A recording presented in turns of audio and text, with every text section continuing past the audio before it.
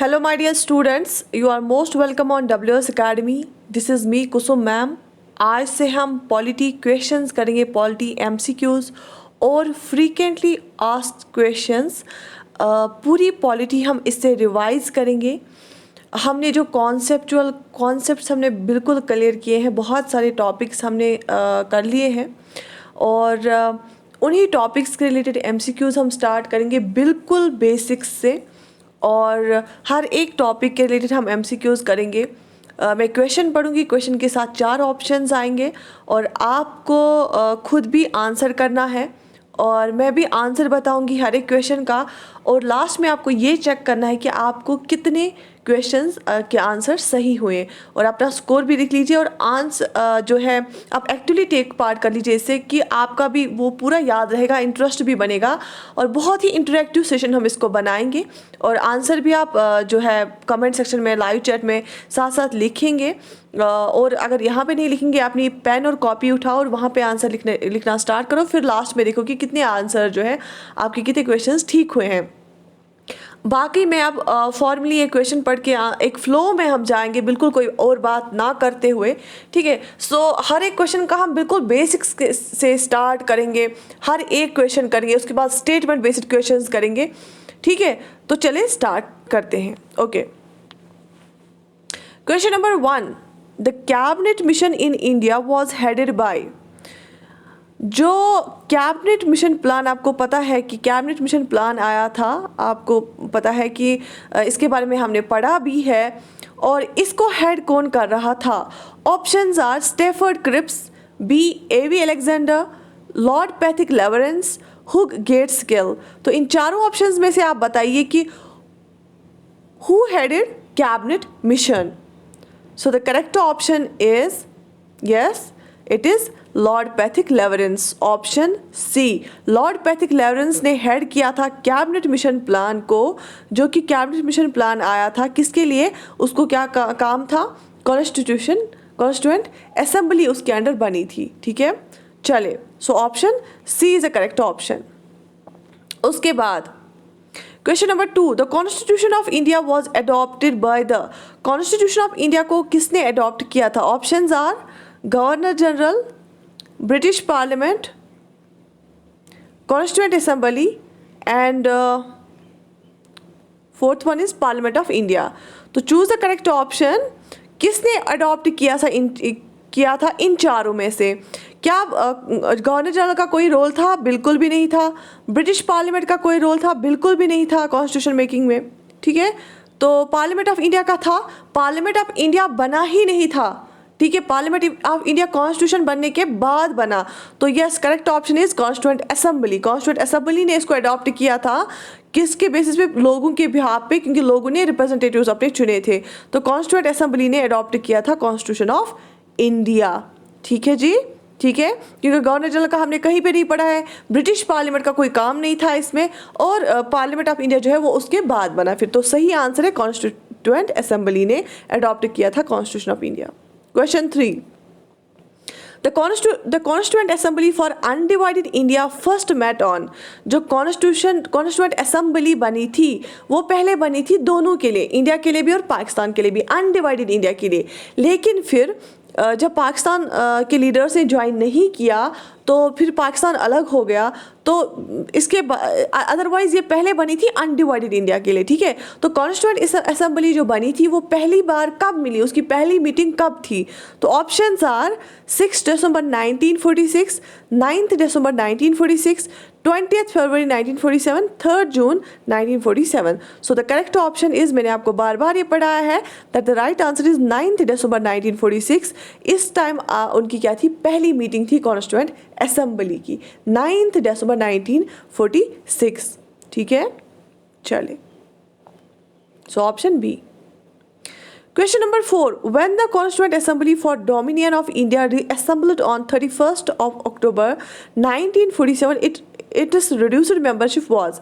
देखो पहले constituent assembly जो है ये अनडिवाइडेड इंडिया के लिए बनी थी, फिर जब पाकिस्तान वाले लीडर्स ने ज्वाइन नहीं किया और उनकी सीट्स को ख़त्म कर दिया गया, फिर इसको रीअसेंबल कर दिया गया और सीट्स कम कर दी गई।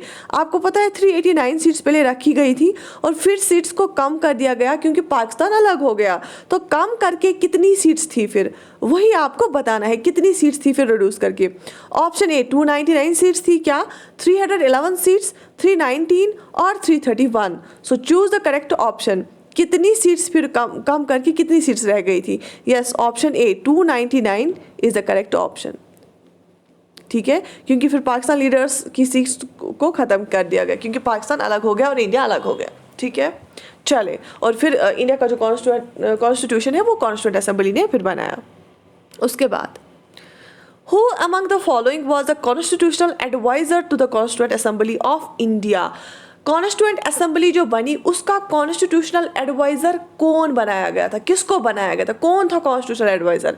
Options are doctor BN Rao, B doctor BR Ambedkar, KM Munshi, MC Setalvad. So choose the correct option. कौन था कॉन्स्टिट्यूशनल एडवाइजर? बिल्कुल याद रख लीजिए once for all, the constitutional adviser was doctor BN Rao. Doctor BN Rao was a constitutional adviser, right.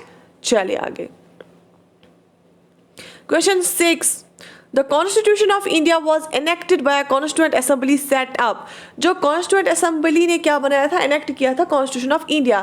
लेकिन Constitution Assembly को किसके under बनाया गया था, किसके अंडर सेटअप किया गया था?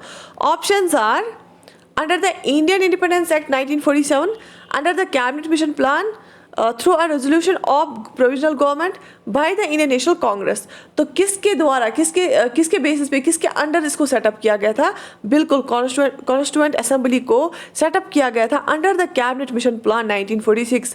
आया था 1946 में, और ये इसको हेड कौन कर रहा था इस प्लान को? Doctor Pethick Lawrence.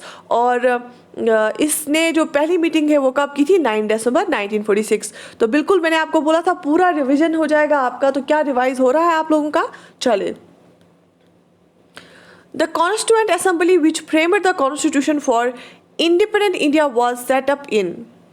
किस साल में बनाई गई थी कॉन्स्टिट्यूएंट असेंबली? ठीक है, ऑप्शंस आर 1945, 1946, 1947, 1949।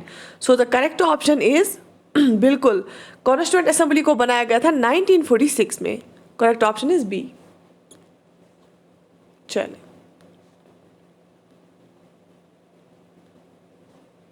क्वेश्चन नंबर 8। Who presided over the inaugural meeting of the Constituent Assembly of India? Inaugural meeting मतलब जो पहली मीटिंग थी ना Constituent Assembly की, inaugural meeting, उसको किसने प्रिजाइड किया उस मीटिंग को? क्योंकि अभी कोई चीज़ हमने बनाई नहीं थी, बस Constituent Assembly की पहली मीट थी 9 दिसंबर को, तो उस मीटिंग को किसने प्रिजाइड किया था? कौन प्रिजाइडिंग ऑफिसर था? Option A Sachchidananda Sinha, BR Ambedkar, doctor Rajendra Prasad, P Upendra. So आप बताइए, मैंने आपको ये बहुत बार पढ़ाया है कि किसने प्रिजाइड किया था? बिल्कुल ऑप्शन ए डॉक्टर सच्चिदानंद सिन्हा। क्यों? क्योंकि एक फ्रेंच कन्वेंशन के हिसाब से ओल्डेस्ट मेंबर को बोला गया था प्रिजाइड करने के लिए। तो जो डॉक्टर सच्चिदानंद सिन्हा थे वो ओल्डेस्ट मेंबर थे उस टाइम पे, तो इन्होंने प्रिजाइड किया था इनॉग्रल मीट को, जो पहली मीटिंग थी उसको। ठीक है, उसके बाद question number 9। Who among the following was the chairman of the drafting committee of Indian Constitution? जो ड्राफ्टिंग कमेटी के बारे में मैंने आपको पढ़ाया है, ड्राफ्टिंग कमेटी का चेयरमैन कौन था? Options are Rajendra Prasad, Tej Bahadur Sapru, C Gopalachari, BR Ambedkar. तो ड्राफ्टिंग कमेटी का चेयरमैन कौन था? राइट आंसर क्या है? Doctor BR Ambedkar. Doctor BR Ambedkar is the right option. ये क्या चेयरमैन थे किसके? ये चेयरमैन थे ड्राफ्टिंग कमेटी के। Question number 10। How long did the constituent assembly take to finally pass the constitution? कितना टाइम लगाया कॉन्स्टिट्यूएंट असेंबली ने पूरा जो कॉन्स्टिट्यूशन है उसको बनाने में, और फिर फाइनली फिर पास जब हुआ तो कितना टाइम लगा? About 6 months in 1949, exactly a year, about 2 years, about 3 years since December 9, 1946। तो आप मुझे बताइए सही जवाब क्या है, इसका कितना टाइम इसने लिया? तो 4 ऑप्शंस देख लीजिए और इन ऑप्शंस में से चूज करिए सही आंसर। तो right answer is option D. 3 साल 9 दिसंबर 1946 से। कैसे देखो, क्योंकि मैंने आपको पढ़ा है कॉन्स्टिट्यूशन मेकिंग को लग गए तकरीबन 2 years 11 months और 18 days, ठीक है। 2 साल 11 महीने और 18 दिन। अब 11 महीने और 18 दिन कितने हो गए? तकरीबन तकरीबन वो 12 महीने हो गए, और 12 महीना करो इसको, एक और 8 साल हो गए, 3 साल, अप्रॉक्सीमेटली 3 साल। लेकिन अगर आपको एग्जैक्ट बोलना होगा तो क्या है?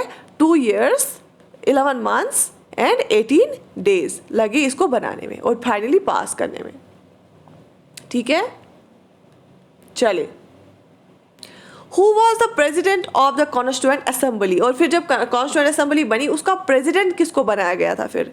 Options are Jawaharlal Nehru, Rajendra Prasad, B R Ambedkar, C Gopalacharya. आप मुझे बताएं कॉन्स्टिट्यूएंट असेंबली के का प्रेजिडेंट कौन चुना गया था? So the correct option is yes, option B, doctor Rajendra Prasad को बनाया गया था प्रेसिडेंट ऑफ कॉन्स्टिट्यूएंट असेंबली, ठीक है। चलिए, ऑप्शन बी। यहां तक समझ आ रहा है? रिवाइज हो रहा है आप लोगों का? चले, the demand for the constituent assembly was put forward by the Indian national Congress in 1936 at it session held at. देखो, सबसे जब पहली बार इंडियन नेशनल कांग्रेस, या आप हिस्ट्री में पढ़ेंगे ना, मॉडर्न हिस्ट्री में, इंडियन नेशनल कांग्रेस ने जब सबसे पहले डिमांड की थी 1936 में कि कॉन्स्टिट्यूएंट असेंबली बननी चाहिए, तो उसका सेशन तब कहाँ पे हुआ था? कहाँ पे इंडियन नेशनल कांग्रेस का सेशन हुआ था तब? Options are Kanpur, Mumbai, Lucknow and Lahore. तो उनका सेशन कब कहाँ पे हुआ था? Option C is the right option, Lucknow में हुआ था उनका, ठीक है, लखनऊ में हुआ था, option C. The Constituent Assembly arrived at decisions on the various provisions of the Constitution. तो जितने भी डिसीजंस लिए गए कॉन्स्टिट्यूशन के बहुत सारे प्रोविजंस के रिलेटेड, तो वो किस हिसाब से लिए थे? क्या सिंपल मेजॉरिटी, क्या स्पेशल मेजॉरिटी, किस हिसाब से? क्या एक ही आदमी ने लिया था? तो इसका ऑप्शन क्या है? By majority vote. क्या मेजॉरिटी वोट से डिसीजंस लिए थे? फिर बाय 2/3 मेजॉरिटी से लिए थे क्या? बाय कॉन्सेंसस या अनएनिमसली, मतलब सब ने एक साथ, या मिल बैठ के सबकी राय जान के? तो क्वेश्चन नंबर 13 का जो सही आंसर है वो है, जो भी डिसीजंस लिए गए थे बहुत सारे प्रोविजंस के रिलेटेड, वो कंसेंसस, बाय कंसेंसस लिए गए थे, ठीक है। Option C is the correct option.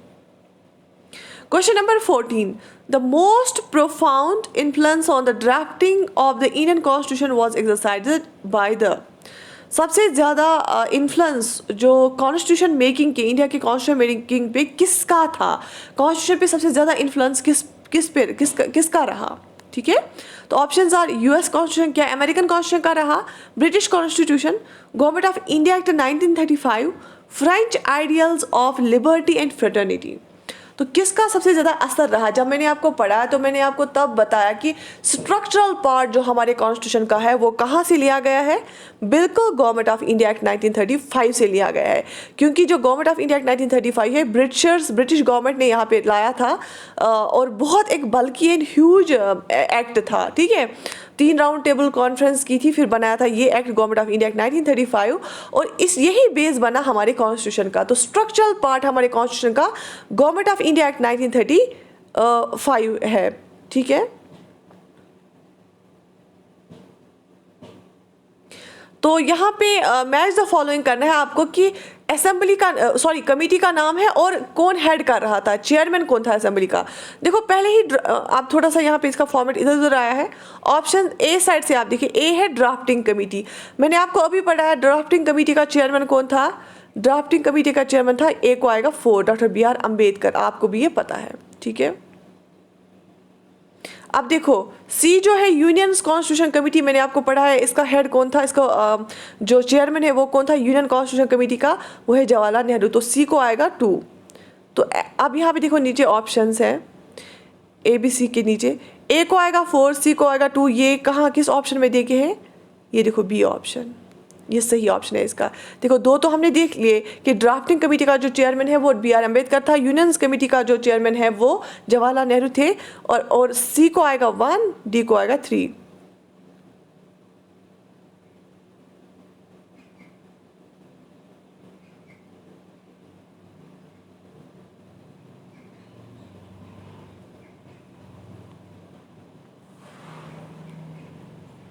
Sorry ये है, मैंने लिखा था कि ड्राफ्टिंग कमेटी का ए को आएगा 4। ड्राफ्टिंग कमेटी का जो चेयरमैन बना था वो डॉक्टर बी आर अम्बेडकर था और यूनियन कमेटी जो है उसको चेयरमैन था जवाहरलाल नेहरू।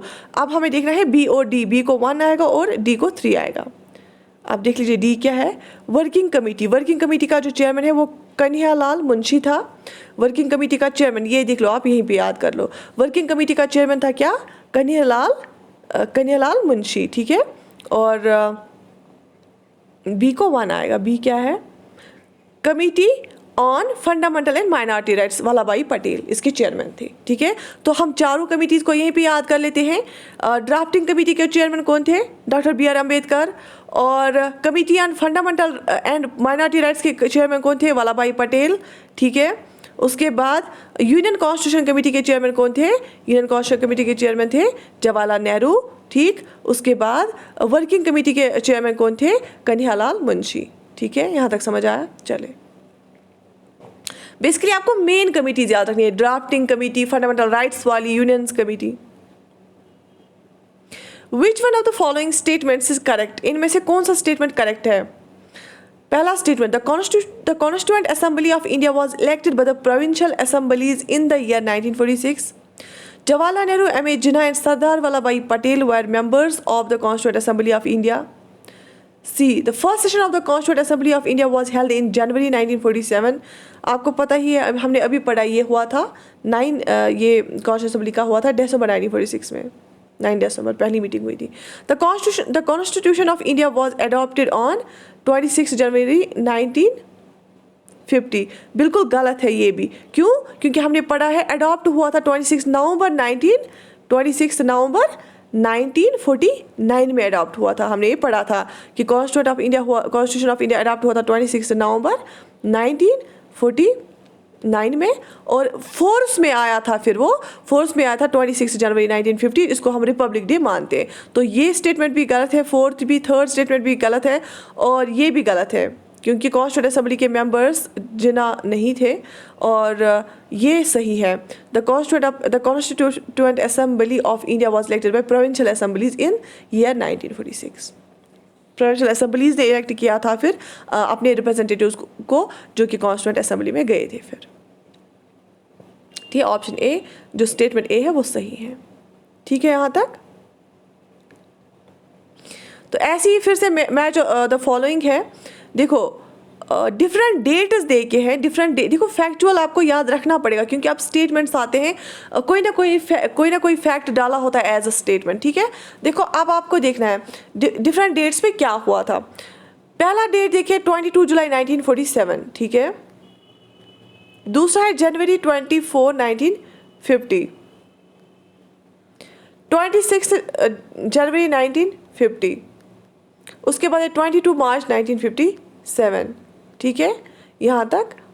तो जो इसका सही ऑप्शन है, ऑप्शन ए हम देख लेते हैं, तो आप खुद भी ये कर लीजिए, 4 1 2 3, तो ए को आएगा 4।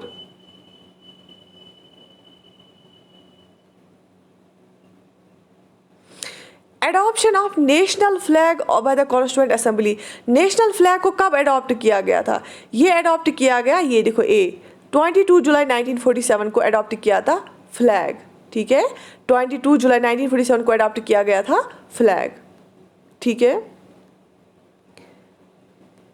जनवरी 24 1950 को क्या किया गया था, जनवरी 24 1950 को किया गया था adoption of national song in constituent assembly. National song को एडॉप्ट किया गया था 24 जनवरी 1950 को, ठीक है। समझ आया।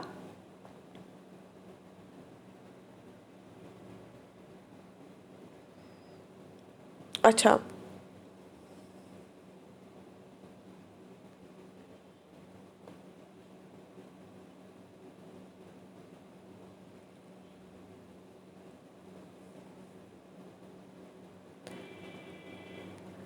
22 मार्च 1957 को क्या किया गया था, adoption of national calendar by the government. 22 मार्च 1957 को, बाद में, मतलब 57 बाद में, दैट मीन्स 22 मार्च 1957 को क्या किया गया था, adoption of national calendar by government. ये डेट आप याद रख लीजिए, लिख के रख लीजिए क्योंकि ज़्यादातर लोगों को याद नहीं रहता है, ठीक है।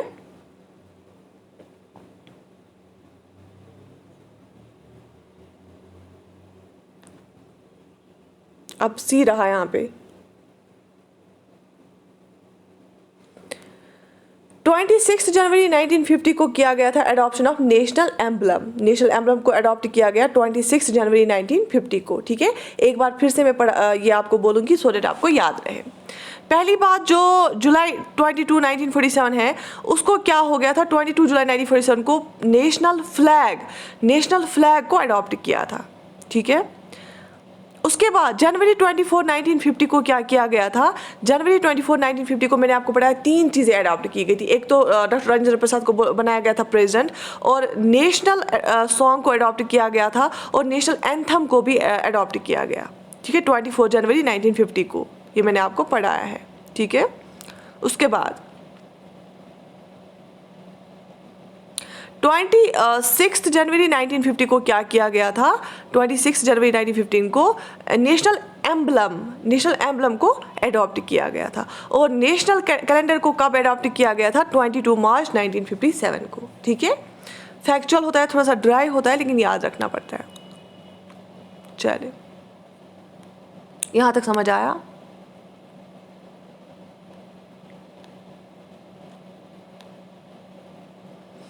विच of the following are correctly matched, कौन कौन से इनमें से करेक्टली मैच किया गया है।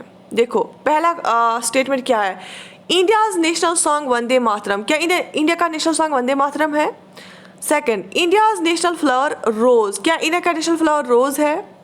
Third, India's national animal tiger, क्या इंडिया का नेशनल एनिमल टाइगर है। इंडियाज नेशनल बर्ड ईगल, क्या इंडिया का जो नेशनल बर्ड है वो ईगल है। तो आप मुझे बताइए इसमें से कौन कौन सा स्टेटमेंट सही है। स्टेटमेंट 1, स्टेटमेंट 2, स्टेटमेंट 3 और स्टेटमेंट 4। कमेंट सेक्शन में लिख लीजिए।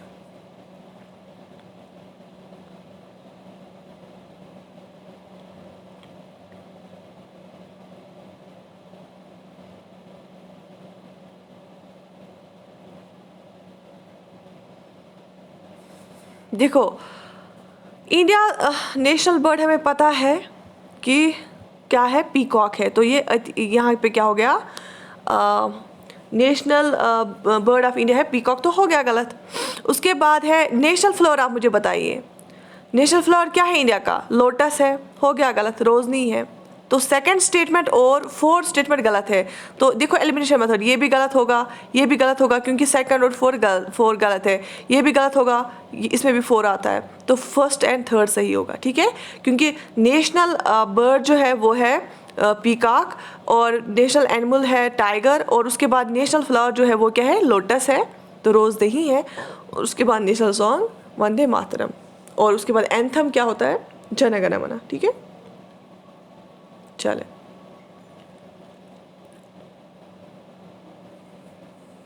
समझ आया। The design of the national flag was adopted bye constituent assembly in, national flag का डिज़ाइन कब किया गया था, अडॉप्ट डिज़ाइन नेशनल फ्लैग का। तो फ्लैग को अडॉप्ट किया गया था 22 जुलाई 1947, जो कि हमने अभी देखा, लेकिन उसका डिज़ाइन कब अडॉप्ट किया गया था उतना ज़रूरी भी है नहीं ये याद रखना, फिर भी आप याद रख लीजिए। तो इसको अडॉप्ट किया गया था जुलाई 1947 में, तो फिर उसके बाद 22 जुलाई उसको ये किया गया था, अडॉप्ट किया गया था फ्लैग को। ठीक है, तो question 20, which are the following are the principal features of government of India act 1919। तो ये हिस्ट्री वाला क्वेश्चन यहाँ पे आ गया है, पॉलिटी के साथ भी रिलेटेड करता है, तो इस क्वेश्चन का मैं आंसर यहाँ पे कर लूँगी।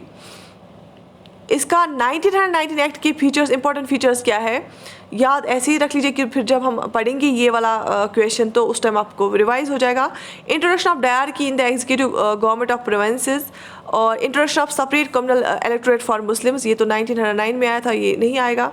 Devolution of the legislative powers by the centre of the province, expansion reconstitution of the central provincial legislatures. तो इसको जो सही जवाब है 1, 3 और 4, क्योंकि जो ये वाला है ये दूसरे एक्ट का है।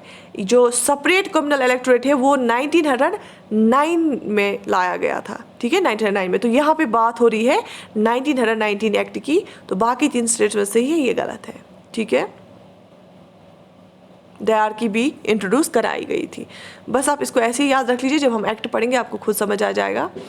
तो ये थे यहाँ तक क्वेश्चंस, और फिर मैं दूसरे सेशन में और 20 क्वेश्चंस लाऊंगी, और ये जो MCQs का सिलसिला है वो चलता रहेगा, सो दैट कि आपका जो पूरा पॉलिटी है यहाँ से रिवाइज होता रहेगा। क्योंकि जो मेकिंग ऑफ कॉन्स्टिट्यूशन है वो सारा फैक्चुअल है, उसमें आपको मेकिंग ऑफ कॉन्स्टिट्यूशन है ही ऐसा, आपको याद रखना पड़ेगा कि किस कमेटी का कौन चेयरमैन था, किस डेट पे क्या किया गया, मीटिंग कब की गई, कौन प्रिजाइड कर रहा था, पूरा फैक्चुअल है। तो इसलिए आपको ये चीज़ें याद होनी चाहिए।